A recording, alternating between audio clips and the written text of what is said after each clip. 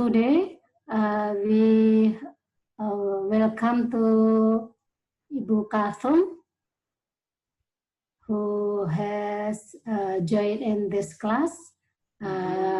Today we will discuss again in the lecture of the rural government, management. And maybe I pardon to Bu Kalthum because the network is not stable, and the time for you. Please start this discussion. Okay. Thank you. Yes. Yes. Thank you very much, Yes. Ibu Ernie. And Yes. I think today we have a different type of or different topic to discuss. Okay. Even Yeah, though the boleh. topic is on that I've given in the PowerPoint slide is the policy and planning and regional development goals. But I will just go briefly on what we have in Malaysia.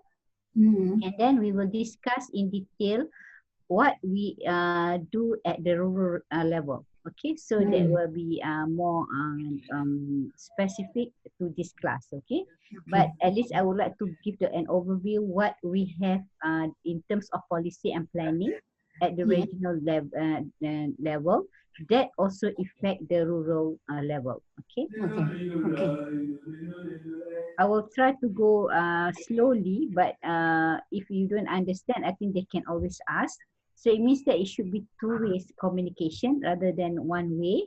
If a student want to ask question, then they can always ask, and I will try to explain. Okay. So this is the presentation outline. That is overview on regional development policies and plan in Malaysia. And then I will go into a little bit detail on the new economic policy, the national development plan, national vision policy, and new economic model that we impose in every 10 years or more than 10 years. It depends on the needs and the comparison between new economic model approach and the previous policies approach, because the new economic model has a little bit different approach than the previous policies approaches. And then we go to the 4 rural development strategies. This is a very important strategies that we use. Then we implemented in Malaysia that actually really working at the rural level, and that has contributed to a lot of poverty alleviation. And then we discussed about what is the new direction of rural development in Malaysia, and then I will come up with conclusion. Okay, I think we're supposed to finish at 11:30. Is it, Ibu? Yeah. 11:30 your time, right? Or my time? I don't remember. It is 1.5 hour class, right? Yeah. So it starts at 10, so 11 for me, because in Malaysia, okay, right? Now if there is 9 o'clock, but it means that for you it is supposed to finish at 10:30, at 11:30, right? 10:30, sorry. So now I'm confused. Okay, I would like to welcome all the students that in the class for now.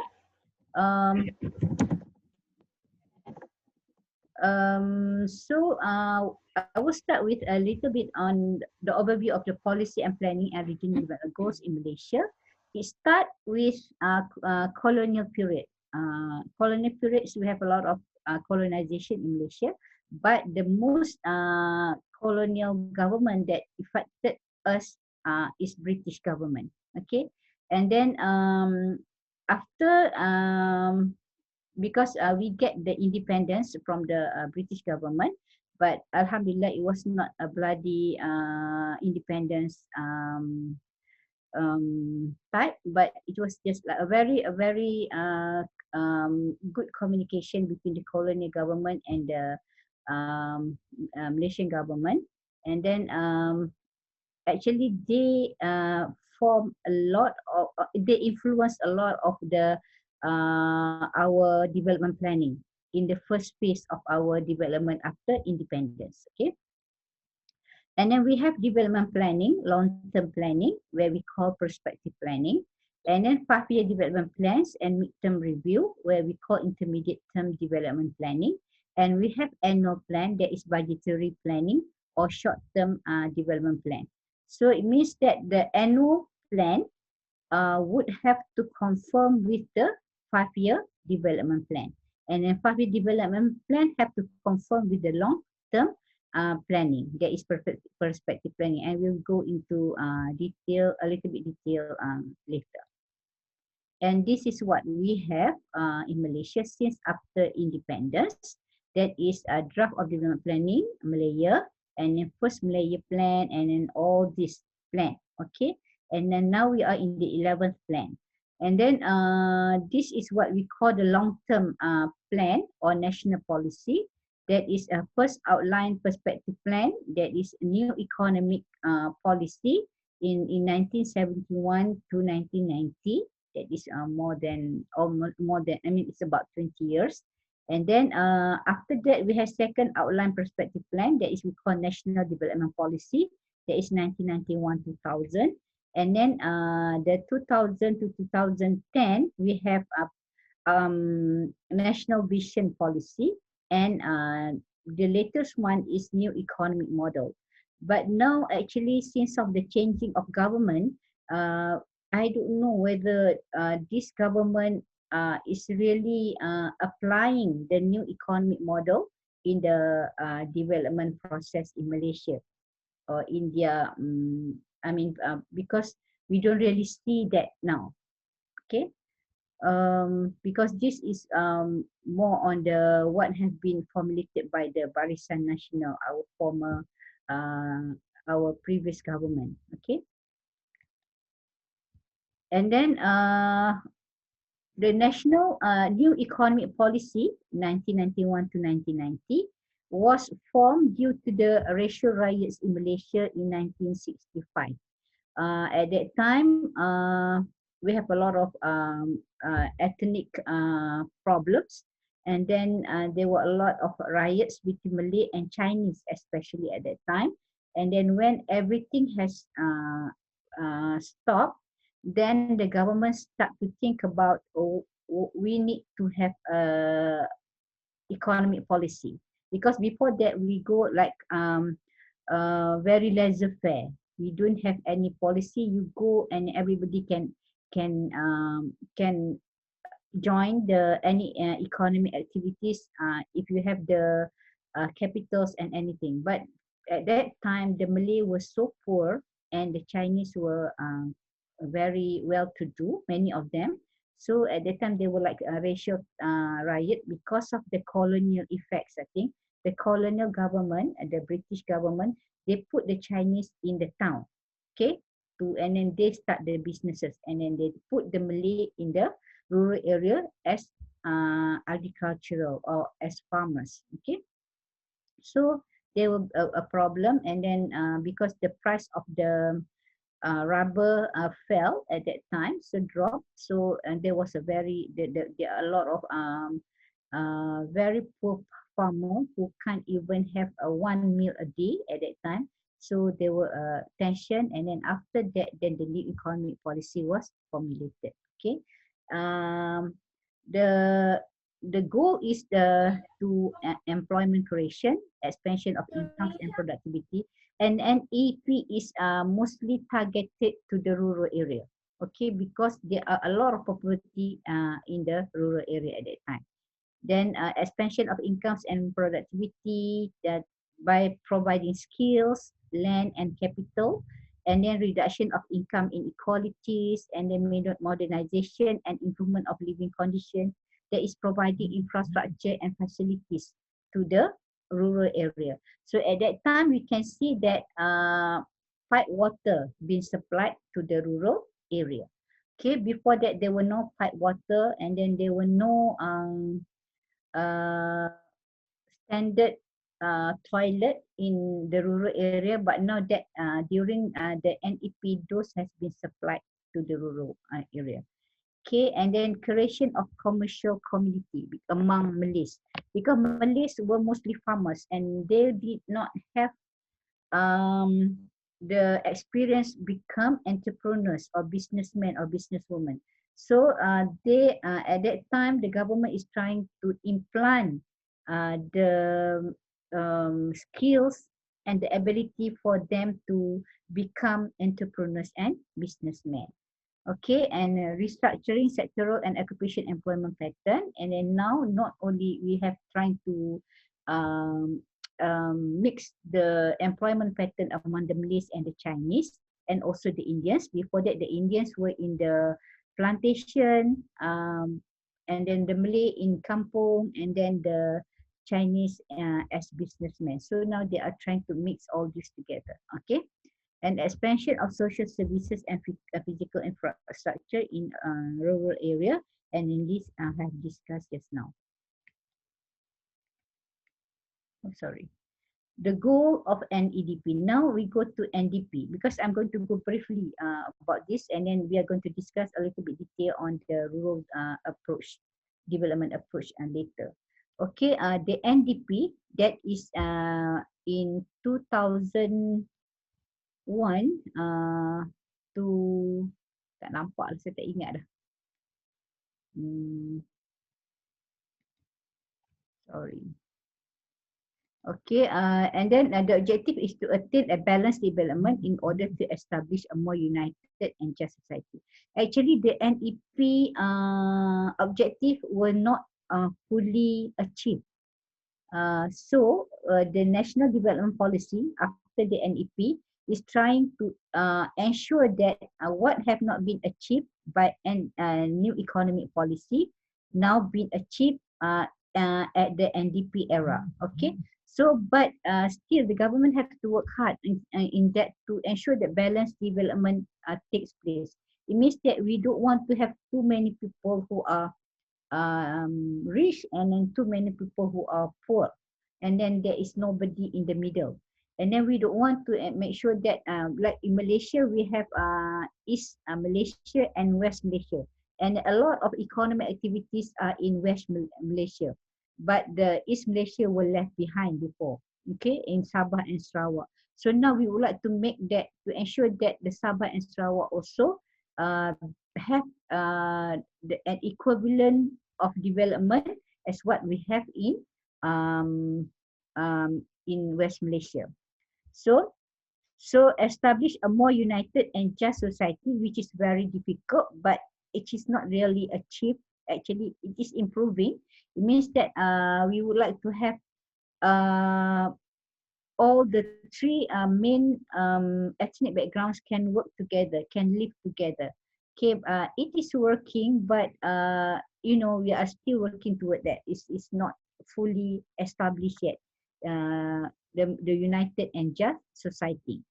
And I'm building upon the ongoing trust of the NEP in eradicating poverty and restructuring society. This is what I said just now. There is, we try to have what we don't, we try to achieve what we don't achieve in NEP, so that we can eradicate the poverty level in especially in rural area. But at this time, we can see that the urban area also facing poverty. Okay, the goals of an NDP, they're encompassing the following critical aspect: striking an optimum balance between the goals of economic growth and equity.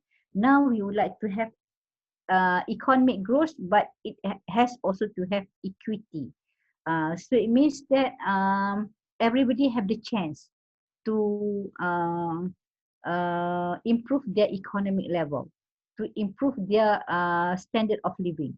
So the government tried to provide a lot of assistance to help them to help especially the poor to improve their economic level, and ensuring a balanced development of the major sectors of economy so as to increase their mutual complementaries to optimize growth. So it means that now major sectors in Malaysia at that time were industry and agriculture. So at that time, we don't really want to leave agriculture behind. So it has to be like actually at that time uh, they were like we didn't know which one actually the government is going for, but we know that they're going for industrialization, but uh, they want to keep the agricultural activities as also one of the major one of the important sector, because we need at that time we also have rubber and palm oil as our major product, agricultural products that we also um, export to other parts of the world. Okay.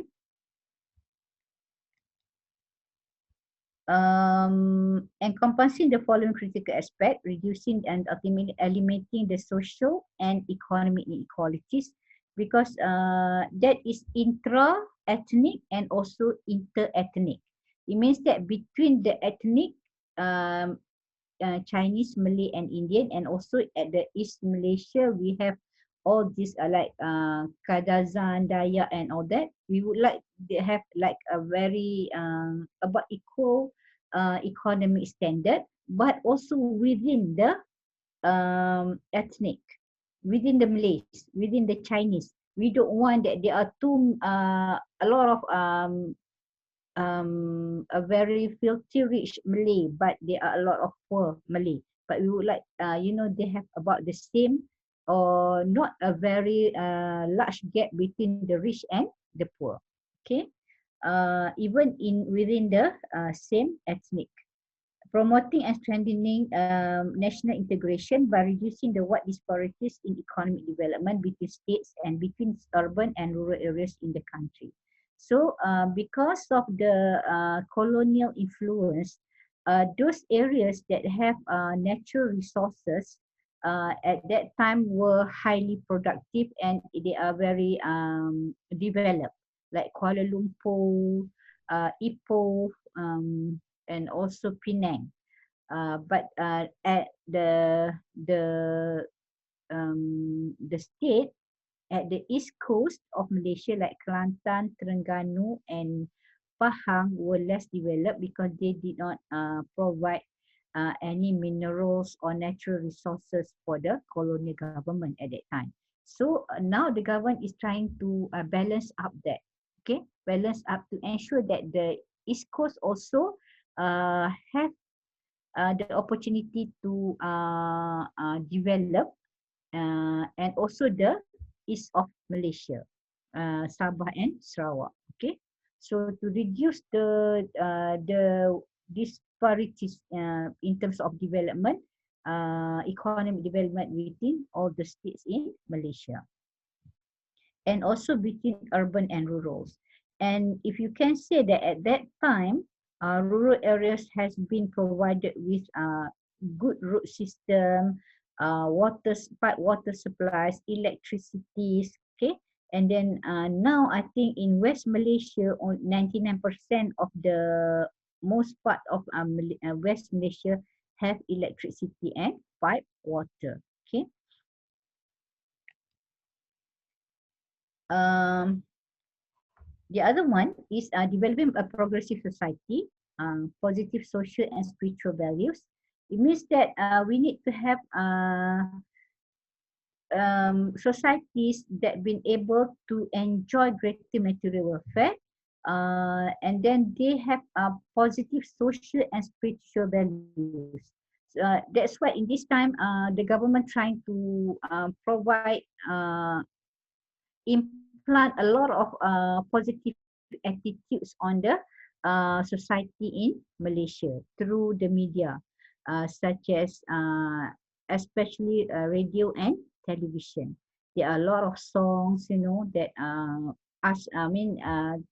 trying to boost the spirit of being a good Malaysian, try to work hard, and in how do we preserve our cultural values and all that. And the TV is also showing this type of what do you call that, dramas and movies, reflecting all this. Okay, the sense of national pride and consciousness. And then if you have any question, you can always ask, okay, student. You don't have to just keep quiet. Promoting human resource development, including creating a productive and disciplined labor force and developing the necessary skills.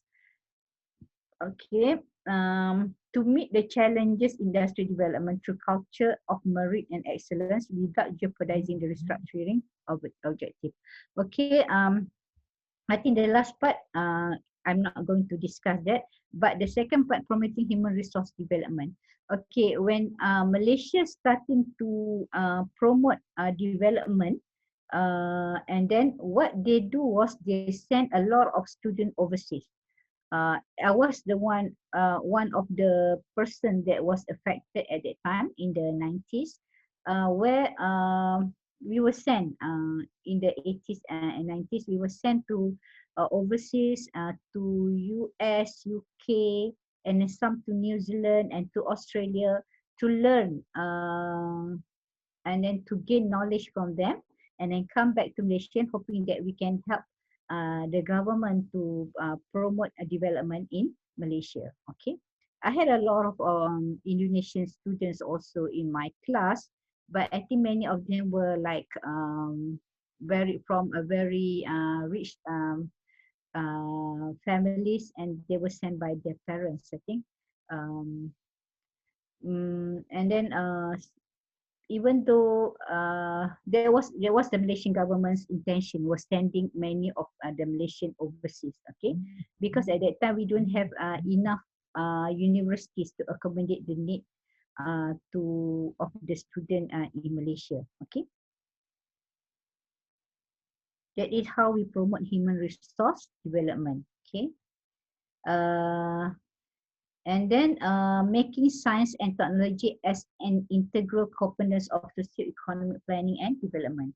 Okay, at that time, most of the university in Malaysia offered science and technology courses, and also when the students were sent to UK and US, also they had to learn about science and technology. Like science was technology was a very important factor at that time, and then also in the secondary school, sekolah tinggi, also the science stream was introduced. So the student will be divided into two science stream and art streams at that time.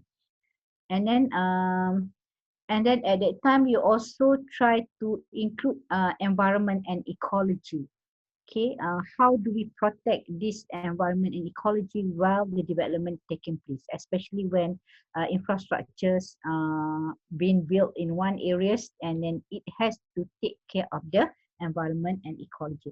But actually at that time, not really being imposed in Malaysia. It was just like right on the paper, but we don't really protect environment and ecology while development takes place, because if development want to take in a very fast pace, it is very difficult to um, take the environment ecology into the consideration. Okay, which is quite sad at that time. And then we have national vision policy that is proposed by Tun Mahathir, developing Malaysia into a knowledge-based society. Now we would like our population to have a lot of knowledge, because of the knowledge can help to um, develop personal and also community, okay, individuals and also community. Generating endogenous driven growth through strengthening domestic investment and developing indigenous capability. So now it's more towards providing knowledge and skills to those people, to the local people. Okay. At the same time, attracting the foreign direct investment in the strategic areas. It means that the foreign direct investment is equally important to help to improve the development in any country in the world. Okay. Agriculture, manufacturing, and service sectors, okay, is also being promoted, and greater infusion of knowledge. Okay, then more students are sent to overseas to understand about what have been what have been taught in that country, so that they come back to Malaysia and then to impose their knowledge to the country. Okay, addressing problem of pockets of poverty in remote area. This is more towards pockets of poverty in remote area. It means that in remote area there are still a lot of people who are considered as poor, especially orang asli, Bumiputra minority in Sabah and Sarawak, and increasing the income and quality of life of those in the lowest 30% of income category. Okay. It means that there are some people who are very poor. That is lowest 30% of income category. In the last class, I have discussed about what is poverty line income. And then at this time, poverty line income was quite low, and a lot of the number of people below the quality, the poverty line income has decreased quite a lot. And then, but now they are targeting the lowest 30% of income category. So it means that those people who are in the 30% lowest income category, they are the target group that will be provided by the government skills and also capital assistance, and also any other assistance needed that to help them to improve their living condition or their economic level. Achieving effective Bumiputra participation, and then equity ownership of Bumiputra of at least 30% by 2010. It didn't work actually. It was almost 30%, but it didn't achieve. Increasing the participation of Bumiputra in the leading sectors. Okay, this is still, the government is still working on that, and reorienting human resource development to support a knowledge-based society. So we are trying to get at least, more than 70% of the people in Malaysia have tertiary level of education. Hello. Hello? Oh, yeah. Yeah. The Okay. connection is not stable, yeah. Maybe. Okay. Yeah. Okay. Please. And then we go to new economic model. Oh, okay. This like a very highly targeted by the Malaysian government. High income target 15,000 to 20,000 per capita, which is quite difficult to, because this is US.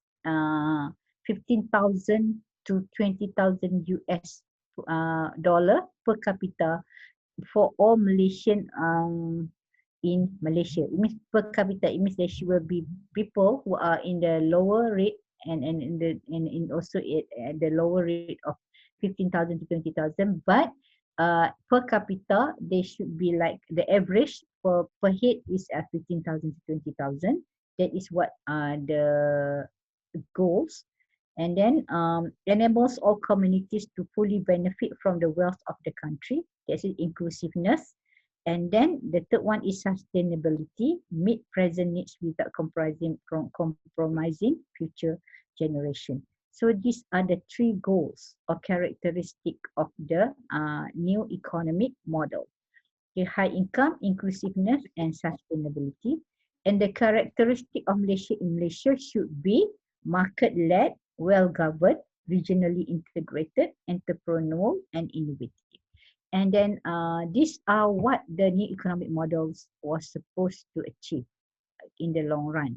But what happened in Malaysia is that during that time, we have like economic turnover, a political turnover from one government to another, and then we have another new one, and then they are still unstable. But Alhamdulillah, whatever happened, the government sector is still stable, even though the political, in terms of politics, it is not stable. So it means the government sector is stable. Then it means that it still can produce and administer the government of Malaysia. So it means that we don't have problem with that. That's why we don't have a lot of poverty, and the daily administration is still working even at all level of Malaysia. So people can say like business as usual, even though we have a lot of political turnover during this time. Okay. This is the, what do you call that, um, the comparison between the old approach and the new approach. New approach is the new economic model. This is what Datuk Sri Najib was imposing, that hoping that we can go into the new type of development approach by through the new economic model. Okay, the old approach is more on the what we had done during the NEP, NDP, okay, and NVP. Okay, this is the old approaches that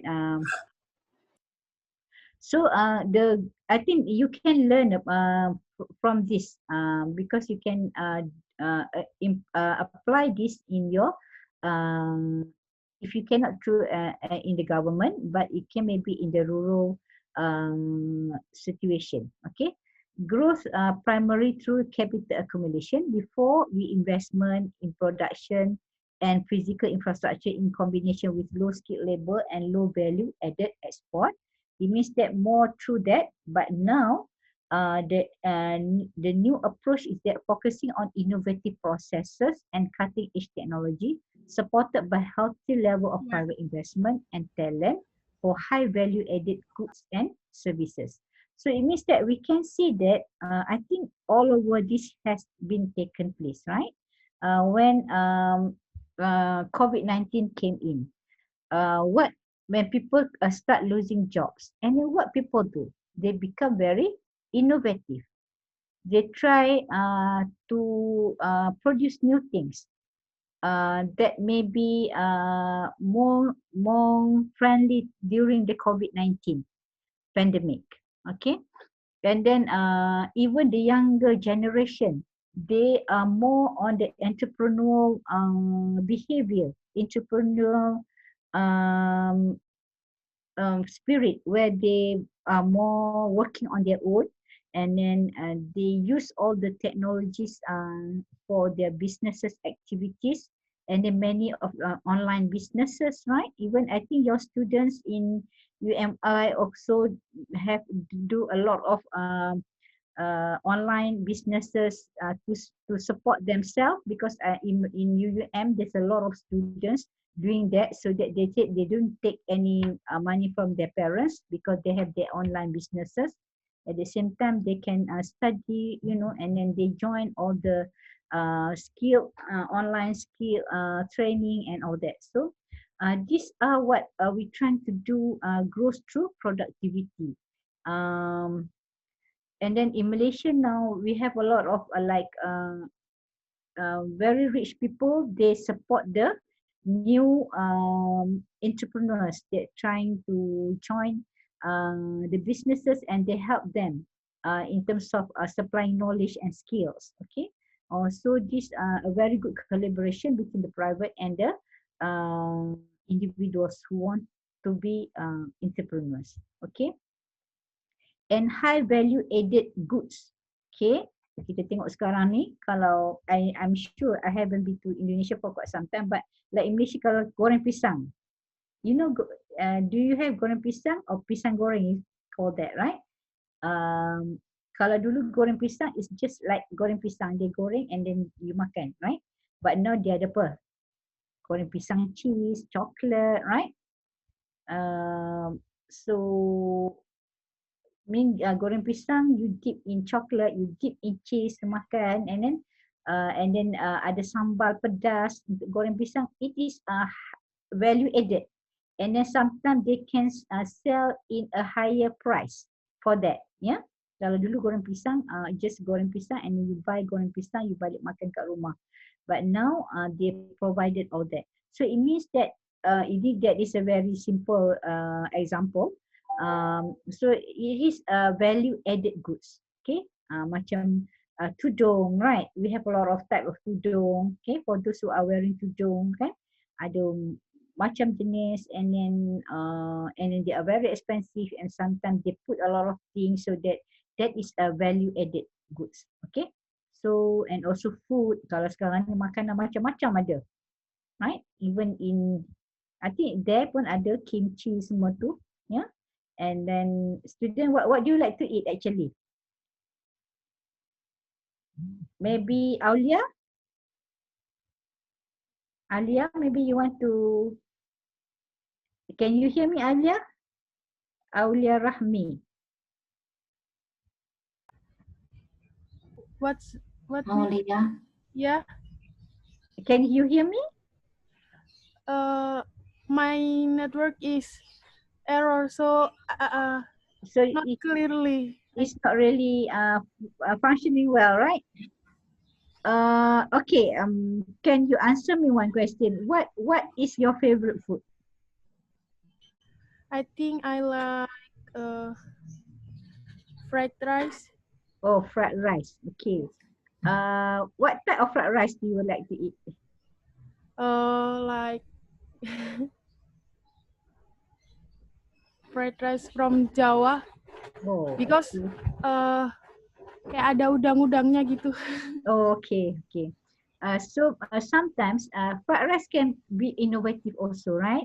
You can, if you like to eat fried rice, because like I can see that one of my girls, okay, she likes to eat sushi, okay, and then now she is working as a junior architect in Shah Alam, but at the same time, sometimes um, she she sell sushis also at the same time.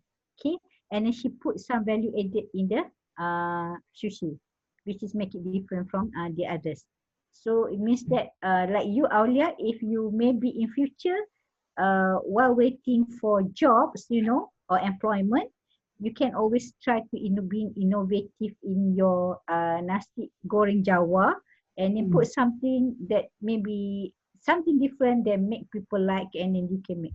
My other daughter also selling, because for me, I promote them, or I encourage them to become entrepreneurs.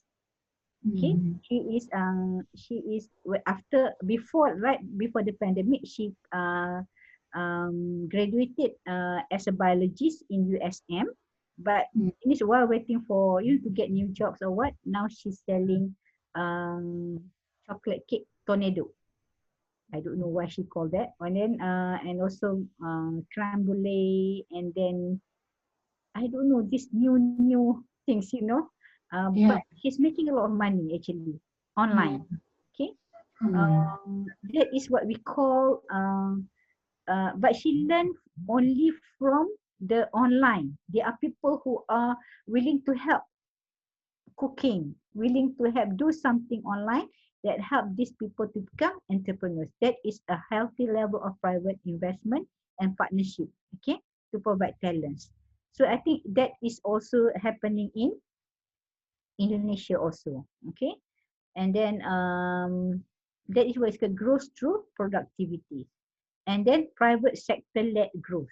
Now we don't really rely on the public sector. Students who come out from university, they don't have to go and find jobs. Okay, they can always create their own job. Okay, and then that is what is a private sector led growth. When there are a lot of private sectors that are working in a healthy environment, I mean tak adalah something that trying to trying to make other people's have been negatively impacted and all that, but then it will create a very developed, a highly productive country. Okay. And then centralized strategic planning, which is, I think, centralized strategic planning is a very slow moving type of planning, because everybody have every state have to follow what the federal government decided. But there should be for Malaysia now many of the local authorities are being they can decide independently, uh, but still based on what has been advised by the federal authorities, empower state and local authorities to develop and support growth initiatives and encourage competition between localities. Kita ada apa ni, gagasan desa wawasan, where desa all the rural areas are provided with certain infrastructure and facilities, and the local people decide what type of economic activities will be the main activities for that rural area or the district. Okay, then from there the government will help them to at least provide them the financial and non-financial support, such as for financial maybe money to build like a business venue or business or shop lots, and then maybe they will give them if they want to do pizza or something that baking type of product, then they will be given a very big oven.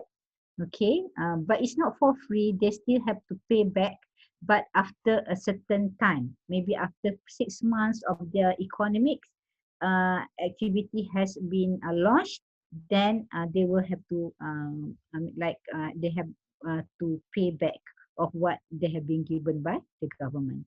So if they are given for free, sometimes it doesn't really work. Okay, people are not really want to work hard if everything is free. They need to pay back. Then at that time, people know the value of what they receive from the government. Okay, and then as opposed to the balanced regional growth, now is cluster and corridor based economic activities.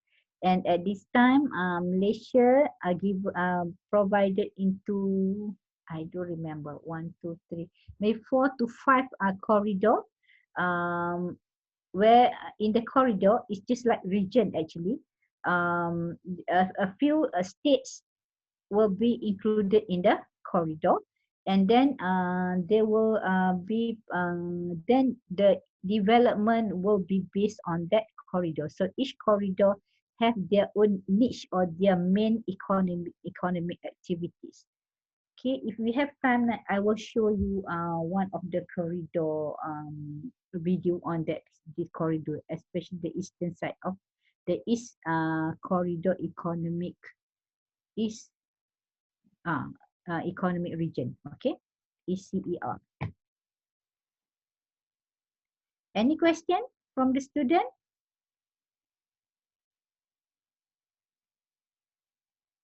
No question. Okay. Okay. This is, we are still on the comparison. Okay. The old approach favors specific industries and firms. Like incentive in financing, like electronic and electrical firms that have been invested in Malaysia by foreign direct investment.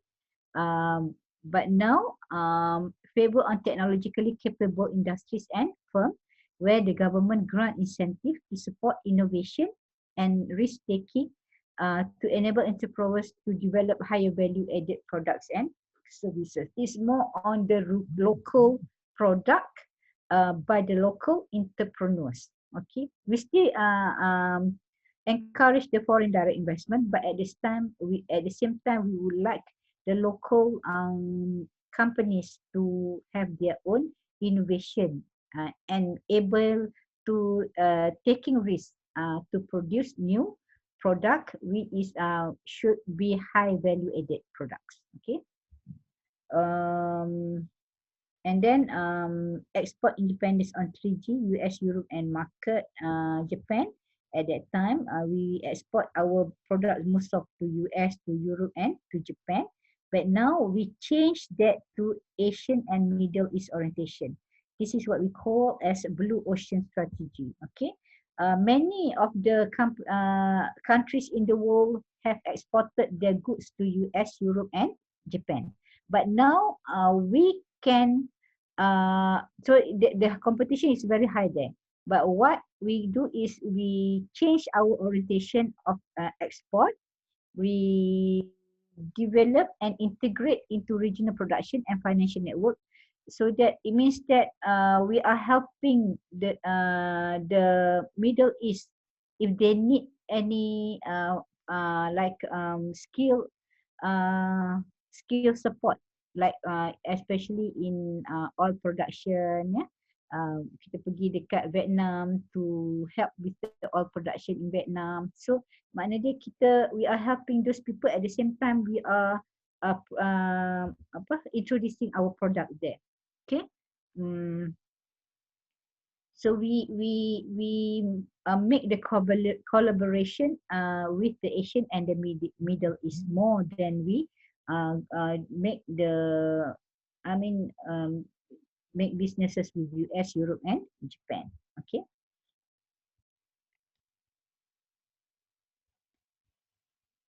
Retain and attract skilled professionals. At that time we have talent corp. The government introduced the talent corp. They will go to overseas to find out the Malaysians who have very highly have a very high skill, like the engineers, even the lecturers, the professors who were Malaysian, but now they are working or have their own businesses overseas, to come back to Malaysia. And then they are given certain incentive to make sure that to attract them to come back to Malaysia, so that they can come back and serve Malaysia.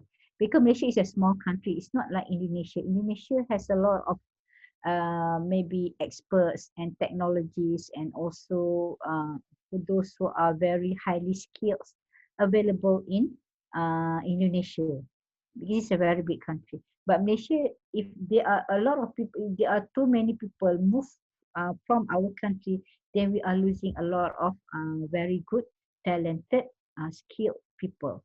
So that's why the government of Malaysia trying to get back these people to come back to Malaysia. Even Jimmy Choo, the one who made a very good, very well-known shoemakers in London, right? He came back to Malaysia also. Okay, to be in the part of Malaysian society, and then try to help Malaysia to have their own highly technology product. Okay, that will help high value added economy to Malaysia. Okay.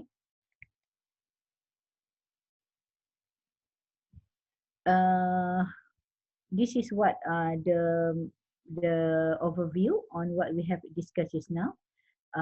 We have inbuilt in national plan that we have every 5-year plan, and then we have the OPP, the perspective plan outline, and then we have the annual budget.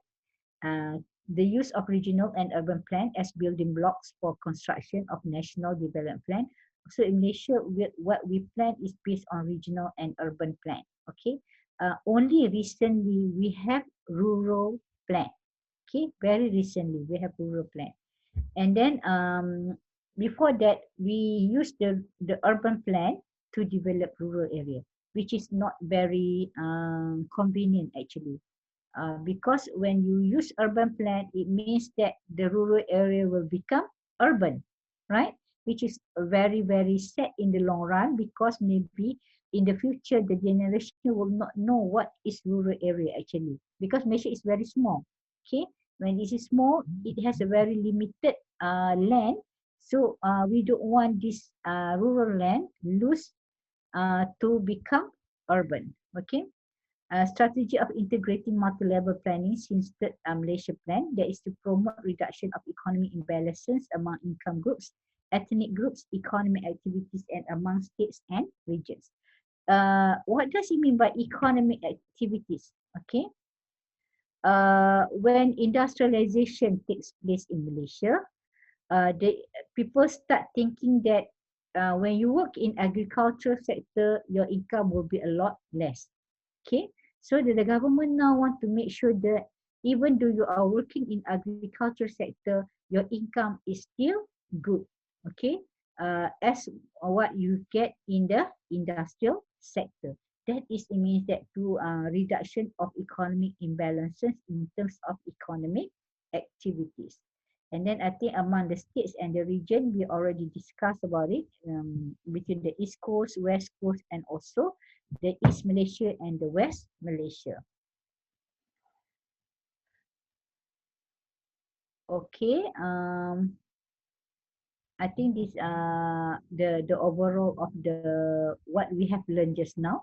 Okay, and then another thing is that we would like to have national unity, as reducing regional imbalances. So it means that before this, we have a very a large problem in ethnic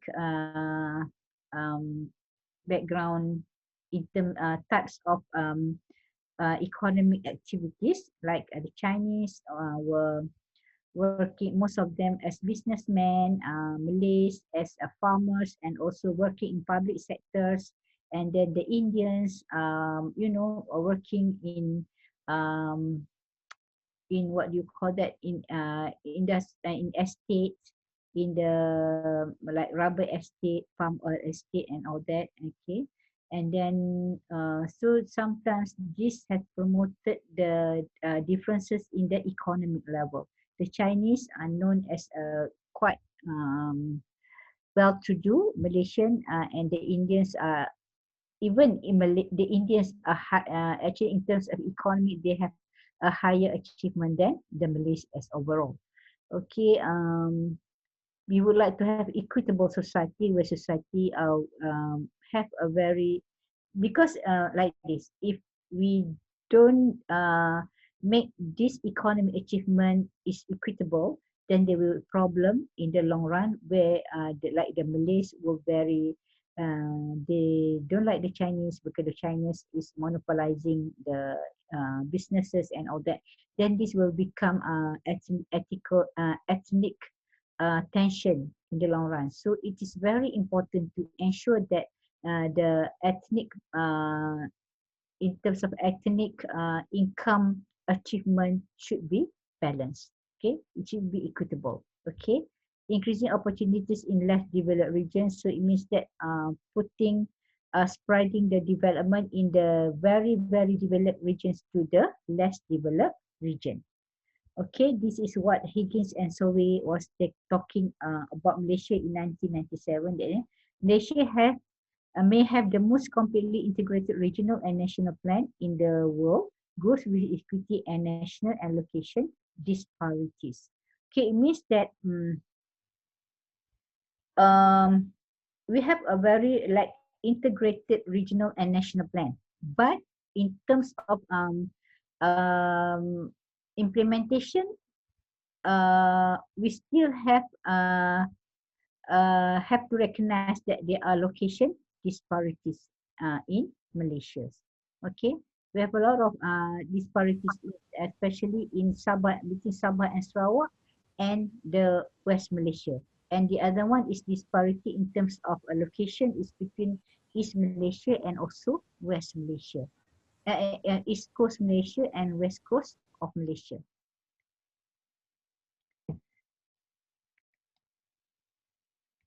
Okay, now we go to what we should be discussed in a little bit detail in terms of rural development strategies.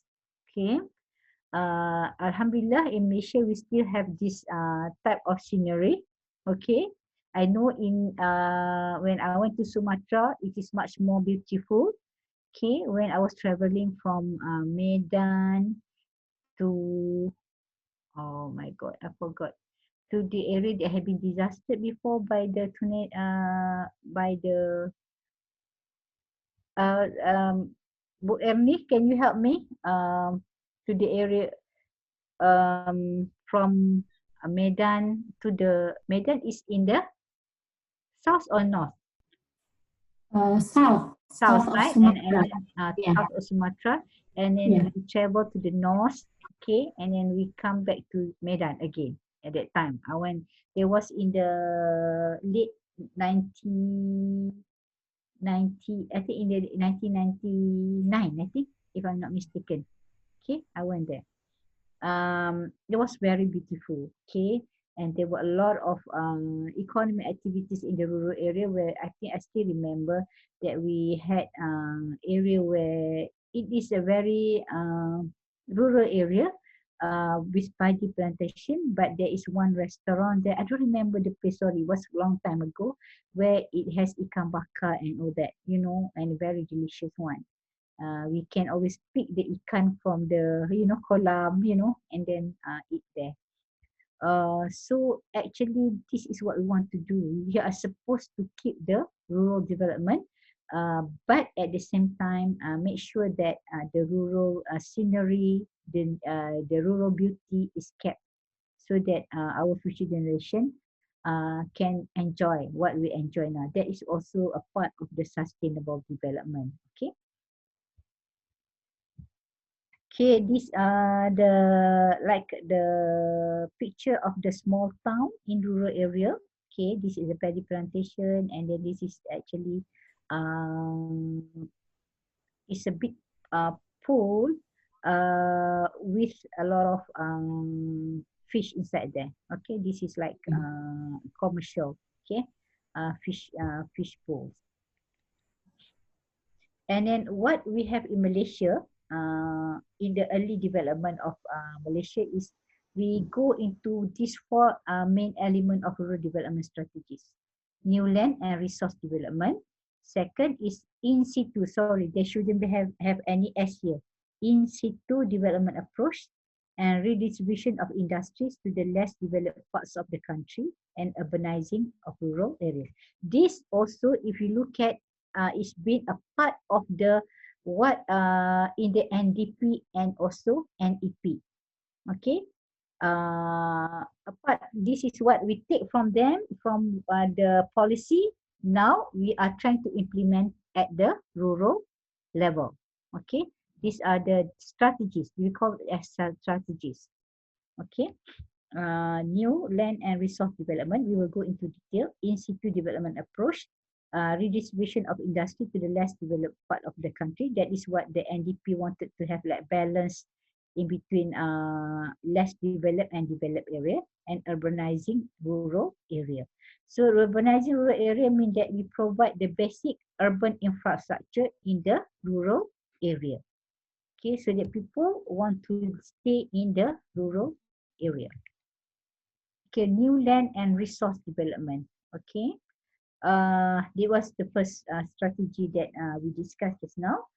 Develop in the poor regions as major means for the future growth in agriculture, manufacturing, and services. This, I think, can be implemented in Indonesia. We have a lot of unused land, right? Unexplored land. But in Malaysia now we have to stop because we don't have any more land to be explored. Now what we do was the government open or go into the very thick forest. They open the new uh, uh, open that area and plant a palm oil tree. Okay, and then they took those people from the rural areas who are very poor, who were very poor, and who were landless, and then they offered these people to move their family to this new open land. Okay, and then they provided them with this type of houses. It was the early type of houses. They stay there, and then they are given a piece of land. So now those people who did not have land before, now they have to move their family to the new area, and then they have land. Okay, and then they provide the trees, the anak benih for the palm oil tree, and these people have to take care of their lots. Okay.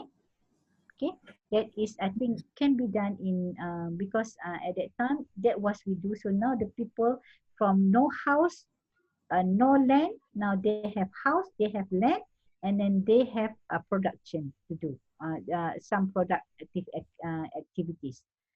Okay. And then this organization or institution are called FELDA. I think many of the developing countries like I think Bangladesh, Malawi, I think the latest one is from Korea. They came to FELDA to learn about how the FELDA become quite successful. Okay, in helping the poor to improve their capital accumulation. Okay. Um, and then they now of course Felda have improved in certain, like they have their own palm oil factories, you know, and there are a lot of I mean Felda have transformed only, not only from providing land to the those people who need land, and then also helping them with the production and then selling the farm products, but also they also provide a lot of other, like what you call that, um, these people are given shares in the certain amount of shares in their business activities. So it means that they are not only farmers, but also they are also given shares so that they can get some profit from their share. Okay, share in their businesses, in what are the Pelda main businesses. Okay. Um, and then the settlers were provided with single unit houses complete with pipe water and electricity and land for agricultural activities. This is what I said just now. Okay, they are now become the owner of land, the owner of houses. Okay, and they also have a very comfortable living environment because they have pipe water and electricity. And then the second approach was in situ development approach. Okay, in situ development approach, uh, my student always ask, why not in sana? You know, not in situ, not in sana. I say in situ, it means the where it means last time for the new land and resource development, people had to move. At that time, I think I was in secondary, in the primary school. I still remember several of my friends, they have to move because they are very, very poor. They were very, very poor, and they have to move from my village to Felda because like they have been chosen to move to there so that their family can improve their economic achievement, right? But for in situ development approach, uh, the existing area, improving of the existing agricultural area. Okay, it means that they don't have to move, but this is specifically to those who have land, unproductive land. Okay, um, so it means that the government will provide infrastructure and services and facilities in the existing agriculture areas with a high incidence of poverty through an integrated in-situ development approach. So the area with a high incidence of poverty, government will provide the infrastructure and facilities to help to improve their economic achievement. And then they will provide financial and non-financial assistance. Okay, there are some people who have a rubber estate. Okay, maybe the rubber estate, I'm not, the rubber estate is not very big. The rubber land, it is better to say rubber land than rubber estate because rubber estate can sounds very big. The rubber land, and then there are a lot of old rubber trees, you know, which is not very productive. The yield is very low. Okay, so what the government help is that they will give um, some assistance for this smallholder rubber plantation or rubber land to replant their rubber tree. So it means that they will lose income, right? If they cut down all the rubber trees, And then it means they will lose income, and the government will provide like a monthly allowances to cover up their housing expenses while the replanting take place. Before, and then they will stop that only after when the rubber trees start producing the latex.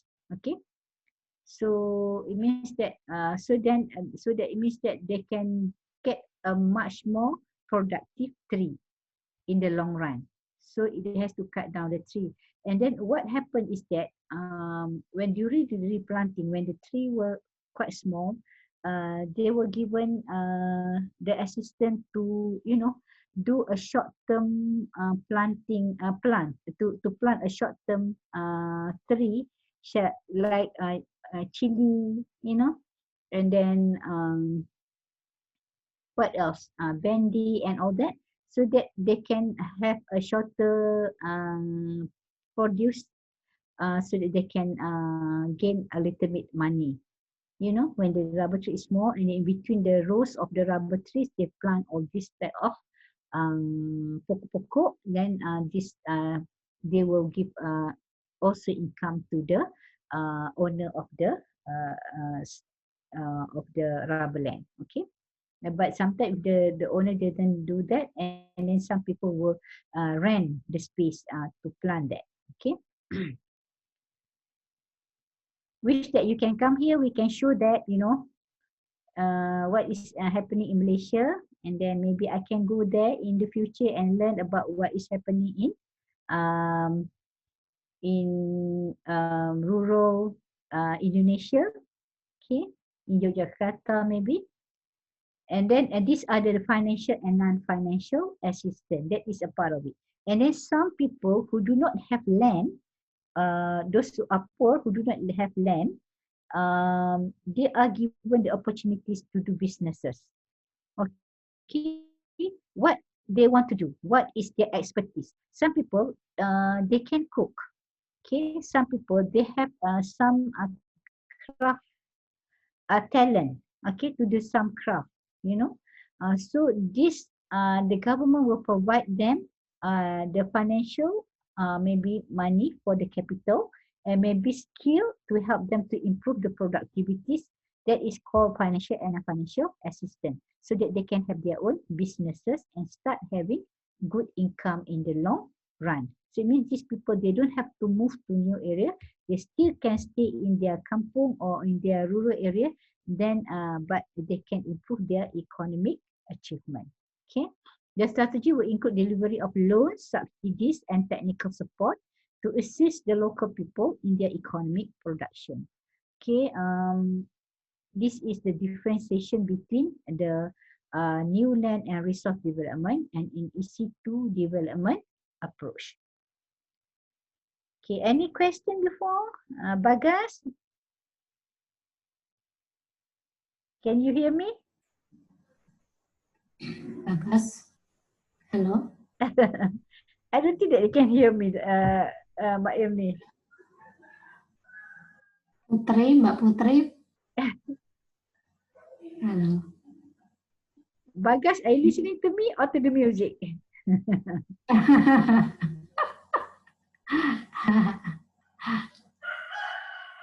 Bagas Prasitya. Okay, how do I call them? Is it Bagas? How do you call it? Bagas. Maaf Bu, nggak begitu terlalu bisa bahasa Inggris. Okay, it's okay. Saya boleh berbahasa Malaysia, tapi I was asked to talk in English. Okay. So far, can you understand? Boleh faham tak?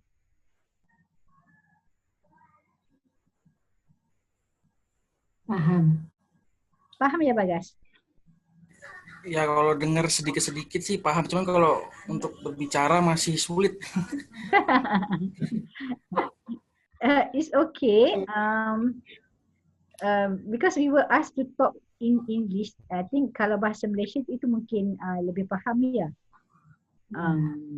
Sebab kita nak macam mana pun ilmu itu sampai, kan? Kita tak nak ilmu itu tidak sampai. Okay, because we are talking about that's why kalau saya pelajar saya pun mereka pun ada masalah juga in bahasa Inggeris, but I have to teach in English because there are some international students in the class. What I did is I tried to give this what I'm doing now sebab tu saya tersangkut-sangkut because I need to give the talk in a very simple English, right? That's what I'm trying to do now. Sebab sometimes bila saya fikir perkataan yang susah, saya akan berhenti sekejap untuk cari perkataan yang mudah supaya my student can understand. So that's why if you don't understand, you can ask because sometimes I can be very fast with my English. Sebab saya kalau bercakap bahasa Melayu itu lagi slow. Bukanlah saya pandai bahasa Inggeris, tapi because of I think my educational background kan, jadi bahasa Melayunya bahasa Melayu Kedah, not bahasa Malaysia. That's why in terms of writing also sometimes I have a problem in writing up in Malay, kan? A little bit problem, okay? But still orang Melayu, orang Melayu Malaysia. Also, because I've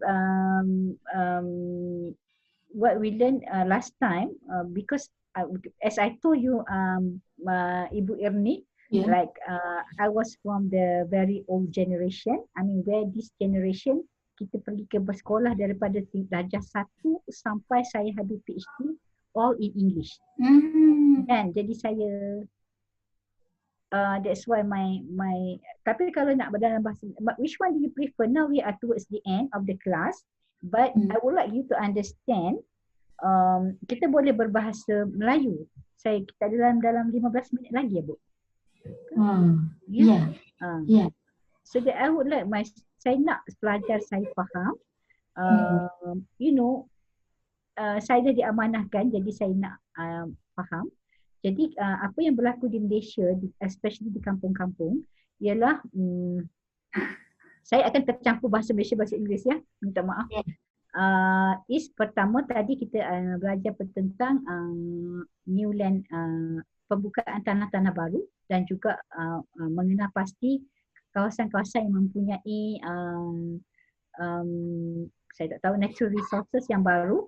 Okey, jadi di situ di mana tadi mereka perlu, orang-orang miskin di Malaysia ni yang terpilih mereka perlu pindah daripada kawasan perkampungan mereka ke perkampungan baru yang dibuka, yang pada masa yang pertama ialah di Pahang, di mana Pahang ada banyak tanah-tanah kosong ataupun hutan.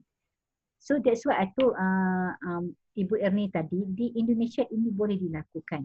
Ya, sebab kita tak nak orang miskin bekerja dengan orang terlalu lama. Maksud dia become employee. We want them to become employer. Bekerja sendiri. Dengan bekerja sendiri mereka lebih mendapat wang yang banyak. Lebih banyak, bukanlah banyak sangat, tapi lebih banyak daripada mereka bekerja dengan orang. Sebab orang, kalau kita bekerja dengan orang, orang itu pun nak ambil untung banyak dan dia akan bagi hanya sedikit sahaja wang kepada pekerja. Betul tak? Tapi kalau mereka dapat menjadi entrepreneurs ataupun usahawan sendiri, jadi mereka dapat mendapat wang itu kepada mereka sendiri. Ini yang berlaku kepada yang pertama tadi, iaitu mereka pindah dan mereka diberi rumah, mereka diberi tanah untuk mereka menanam pokok, ya, menanam pokok kelapa sawit. Itu parwi. Tapi at the same time mereka masih bekerja dengan orang. Walaupun tapi improvement dia, mereka ada rumah, mereka ada tanah. Mereka masih bekerja dengan FELDA tadi. Okay, Federal Land tu. But sekarang ini Institute Development Approach ialah di mana orang yang ada tanah, saya bagi tadi sebagai RISDA, Rabble Institute of Smallholders, di mana RISDA ni dia bagi duit kepada orang pemilik tanah ladang ataupun ladang kecil lah, ladang kecil pokok getah yang tidak lagi begitu produktif, diberi duit untuk mereka potong pokok-pokok tersebut, tanam dengan pokok baru. Pokok baru pun benih pun diberi oleh pihak Risda, dan mereka dibagi allowances ataupun duit pocket untuk tak banyak tapi at least untuk menampung keperluan keluarga dia sehingga pokok yang ditanam itu dapat memberi hasil. Ya, that is the in situ development approach. Mereka tak perlu pindah, mereka perlu ada di tempat mereka sendiri. Tapi ini adalah di kawasan di mana paling ramai orang miskin. Ya, betul, orang miskin tak semuanya ada tanah, tak semuanya ada rumah kan. Kebanyakan orang miskin tak ada tanah. Jadi apa yang kerajaan buat ialah bagi mereka bantuan dari segi technical support. Kalau mereka perlukan peralatan, dia bagi peralatan. Kalau mereka perlukan skill ataupun kemahiran, mereka akan diberi kemahiran, dan mereka akan akan dibantu oleh pegawai pembangunan luar bandar untuk mereka membuka sesuatu bisnes kecil-kecilan, perniagaan kecil-kecilan. Kalau kat Malaysia tu, kalau kita tengok kat kampung, banyak yang buat bahulu. Kuih bahulu tahu tak? Do you know kuih bahulu? Putri Syifa? Kuih bahulu tahu? Bahulu. Bahulu, I don't know. Nanti kita datang Malaysia makan Bahulu. Oh, bahulu. name of food ya. It's a kuih. I think Kuih. mungkin nama lain kat sana, mesti there kan? Dia nak macam I don't know, it's macam kek lah, macam kek, kek biasa, bukan ni.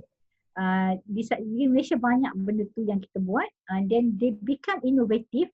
Orang yang menjual bahulu tu dulu just bahulu dengan telur, but now dia ada strawberry punya taste, mangga punya taste. Jadi all that, those people, kalau saya tengok, saya pernah buat kajian yang dulu pendapatannya kurang daripada RM500. Dalam tempoh 20 tahun, pendapatan mereka sekarang mencecah RM400,000 sebulan. Nampak tak beza? They have a lot now, they kembangkan businesses mereka. Jadi that is what they call in situ development approach. Okay. Buat apa yang kita boleh buat dan kita comfortable to do.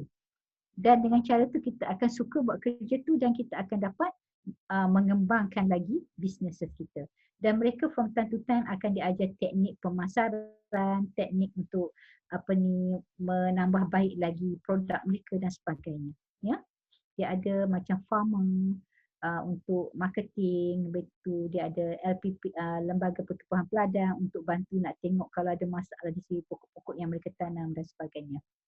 Okay, dan juga binatang-binatang ternakan mereka. Okay, that is apa dia ni? They ask me to move. Please move this window.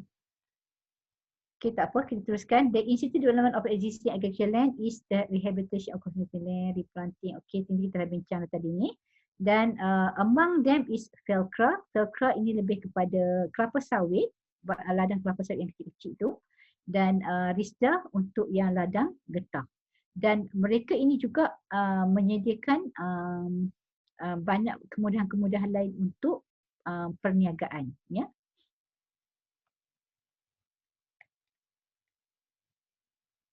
Dan selepas itu kita tengok tadi dalam National Development Plan, dia kata dia nak balancekan ataupun nak seimbangkan di antara bandar dan luar bandar dan juga negeri-negeri di Malaysia. Jadi apa yang berlaku ialah kerajaan Malaysia, dia punya one of dia punya strategi untuk pembangunan kampung ialah dia distributekan industri yang ada di bandar-bandar tu ke luar bandar, ya. Dan selalunya industri-industri ini bukan industri yang high skill, tidak berkemahiran, tidak memerlukan kemahiran tinggi, dan industri-industri kecil dan sederhana sahaja, yang mana orang-orang kampung boleh bekerja di situ, ya. Kalau industri-industri yang besar, dia akan mengambil orang lain datang ke situ untuk bekerja, ya, yang mana dia akan memberi kesusahan kepada orang kampung yang sedia ada. Orang kampung ini di mana selalunya cost of living akan meningkat apabila adanya orang yang lebih kaya di situ. Jadi apa yang berlaku ialah kita ambil industri kecil dan sederhana, sediakan infrastruktur yang bersesuaian di luar bandar, dan selalunya di situlah tempat di mana pekerja-pekerja dari kampung berkenaan bekerja di situ. Macam kita beri contoh industri kicap, ya. Kicap tahu kan? Do you call kicap? Chili sauce. Apa lagi? Maybe curry paste, ya. Industri-industri yang sederhana itu dan kecil dibuat di situ dan orang kampung boleh bekerja di situ. Kerajaan akan siapkan kawasan yang infrastruktur yang bersesuaian. Tetapi ada juga yang mana berlakunya very big industrial area yang akan seperti Kulim High Tech di Malaysia, iaitu Kulim High Tech ni di Kulim, Kedah. Kedah is a very one of the less developed state di Malaysia, dan untuk nak meningkatkan pendapatan negeri, jadi kerajaan telah membuka satu kawasan industri yang besar di Kulim, yang mana Kulim dulu quite a small city, sekarang ni menjadi bandar besar dan sibuk disebabkan oleh adanya industrial area, iaitu Kulim High Tech dia panggil di sini. Jadi kawasan tersebut menjadi satu kawasan yang begitu membangun, ya. Tapi sebenarnya dia berlakunya banyak lagi perumahan-perumahan baru, hospital perlu diperbesarkan dan sebagainya disebabkan oleh ramai orang berpindah daripada luar ke Kulim, sebab kawasan itu kawasan high tech. Itu orang Kulim tak semuanya boleh bekerja di kilang-kilang disebabkan oleh limited in terms of in terms of dia orang punya skill. Okay. This is contoh Kulim High Tech. Dia dalam kampung tu nampak kawasan sekitarnya adalah kawasan yang tak develop. Jadi ni semasa pembangunan dia lah. Sekarang ni dah penuh dah dengan bangunan-bangunan factories kat sini. Okay. Lagi satu, the last one is urbanizing the rural area. Menjadikan kawasan luar bandar, kawasan bandar dengan harapan masih mengekalkan persekitaran luar bandar, tetapi penduduk-penduduk di situ mempunyai infrastruktur yang bertaraf bandar. Ya, mereka ada pipe water, good road system, and then electricity for 24 hours, and ada boleh guna line, data dan sebagainya, online services and all that masih boleh digunakan di luar-luar bandar ini. Jadi dia kata urban facilities and infrastructure development emphasizing the needs to integrate development of growth centers in the hinterland. Jadi kat luar bandar ini yang penting adalah growth center, iaitu pusat pertumbuhan bandar yang berada di luar bandar. Kalau I'm not so sure whether you learn about growth spurt theory ataupun tidak. Student, you learn about growth spurt theory? Maybe not in this class, maybe in other class. Ada tak yang belajar pasal growth spurt theory? Maybe Andika, are you there? Andika Rashman. Yes, I'm. Yeah. Andika. Okay, Andika, do you learn about growth spurt theory in any of the classes? Can you repeat your question? Do you learn about growth spurt theory? Growth spurt theory. Yeah. Not yet, maybe. Or maybe in what semester are they now? I'm in the 5th semester. This semester. Maybe I don't know the structure of your syllabus and course, right? Maybe you will learn about this theory at the end of your study and Andika, I think try maybe and all the class members cuba faham apa itu growth spurt theory. Teori kutub pertumbuhan. Maybe you can understand that. Teori kutub pertumbuhan. Teori kutub pertumbuhan ini banyak digunakan oleh negara-negara maju untuk membangunkan negara dia. And then tapi kalau untuk it is a very large scale yang tu. Kalau untuk luar bandar ataupun rural management, kita guna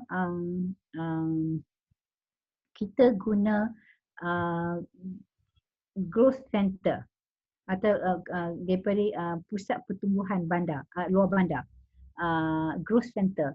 Yang mana di situ dia akan memacu pembangunan di luar bandar tersebut. Okay, that is what we need in rural area. Pusat pertumbuhan luar bandar, di mana kerajaan siapkan very basic urban infrastructure and facilities. Di situlah kita mulakan adakan pusat untuk managing kawasan luar bandar dan pusat di mana berlakunya economic activities in terms of small and medium industry dan juga berlakunya trading di antara luar bandar dengan bandar. Berlakunya pertukaran business activities di antara bandar dan luar bandar. Okay. Ini patut diadakan di existing town or small town. Kerajaan pilih, kalau kat Malaysia kerajaan pilih bandar-bandar kecil, di situ dia upgradekan menjadi pusat pertumbuhan luar bandar dan di situ small businesses akan mula bertapak di situ. Industri kecil-kecilan juga akan bertapak di situ dan ia akan memberi peluang pekerjaan kepada penduduk-penduduk di situ. Dan di situ dia akan mula berkembang. Economic activity akan mula berkembang di situ dan tengok macam dekat UUM ni di Changlun. Changlun ni was a very small town dengan adakan UUM, adakan a few industry activities around it, kan Changlun dah menjadi sebuah bandar yang semakin pesat membangun. Dan di situ kita akan providekan pekerjaan kepada anak-anak kampung. Kita boleh avoid dia orang daripada berpindah ataupun migrate kepada bandar-bandar yang lebih besar. So it means they can stay in their kampung, at the same time they have a proper job and income for their themselves and also for their family.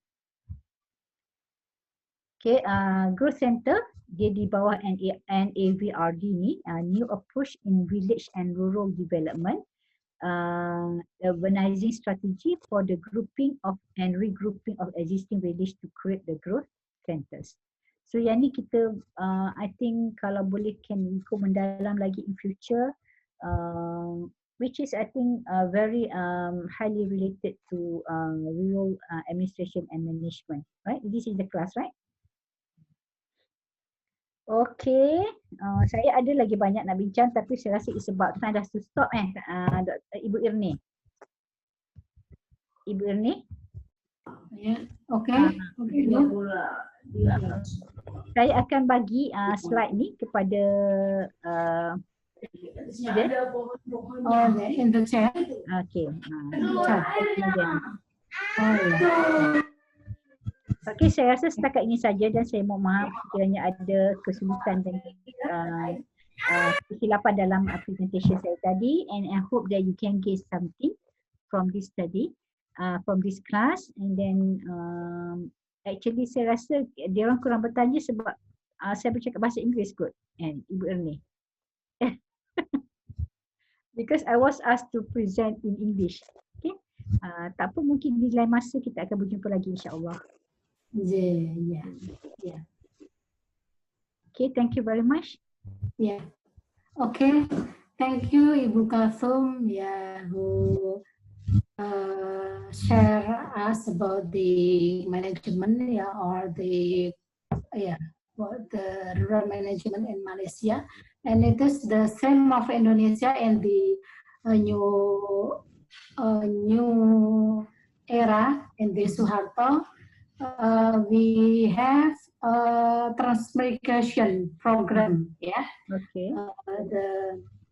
The poor citizen, yeah. The central government share the land, a new land in the Sumatra or Kalimantan or the Papua, yeah, to the poor and we cross the land, the new land, and the new area and the transmigration area, the name of this program in the Suharto era. Yeah, but this program is maybe stopped in the era after the Suharto, yeah, because the limitation about the era, the land, yeah, because the land is the cut from the big, yes, the big,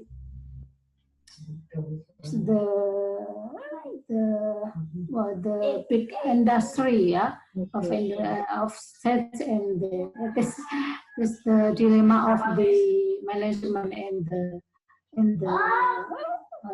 land in Indonesia. Yeah, Ibu Ermi, when I was in Natuna Island last time, and last year tadi, I can say that ada satu kawasan tu di mana kerajaan memindahkan orang-orang Jawa yang miskin, ya. Orang Jawa ke situ. Dan mereka ini orang yang memang rajin bekerja bila di Natuna ni. Jadi mereka mengeluarkan banyak bahan produk-produk pertanian yang mereka jual di bandar Natuna tu, saya tengok. Dan mereka nampak perbezaan di antara cara bekerja orang Natuna dan cara bekerja orang Jawa yang dipindah ke luar.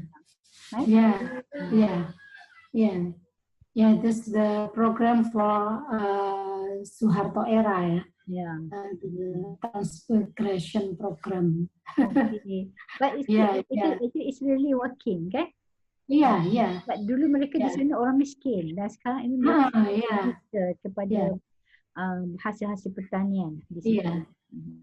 The government moved the poor from Java to Sumatra, to Kalimantan, to Papua, and open the new land, from the farming, and excellence. Okay. Okay, now we learn from each other, okay? Yeah. Okay, since tak ada apa-apa, saya rasa kita stop. Thank you for Kalthum, the two meeting, and the last week and today. We would like to thank to Kalthum and sorry about our limitation and our mistakes, in this meeting, and I hope we will meet, again, and next meeting on the next occasion, thank you for Kalthum. Mami kita jumpa lagi nanti lepas COVID, ya. Nanti bersama student juga, ya. Assalamualaikum Bu Kalthum. Semoga sukses selalu, sehat selalu. You too. In your PhD work. Salam untuk keluarga. Okay, anak-anak semua, student-student semua, rajin-rajin belajar, ya. You have to have your achievement yang awak dah tentukan sendiri, memang Allah akan menentukan, but you have to have your own aim and goals. Okay. Saya ada anak 6 yang 4 sudah masuk, 5 sudah masuk ke yang 3 bekerja, 2 bekerja, 3 lagi masih seusia dengan anak-anak di sini, madrasah. Hanya seorang lagi di sekolah menengah. that's the woman inspiration, yeah. Yeah, successful in the career and successful in the Yeah. family. It's Alhamdulillah. very, very amazing. Yeah. Okay. Okay, see you next time, students. Again, have a nice day. Yeah, thank you. Okay, Kalthum. Yeah. Assalamualaikum. Yeah. Ibu Elmi. See you Okay. next time. Yeah. Okay. Yeah. Bye. Okay. Okay, saya akan keluar daripada sebab saya ada meeting sekejap lagi. Oh yeah, yeah, Okay. yeah. Please, Thank you. please, Bu Kalthum. Yeah. Thank you. Thank Okay. you. Thank you, Bu. Yeah. Okay, Bu. Bye. Thank you. Okay, see you next time. InsyaAllah. Okay, bye. See you. Yeah. See you.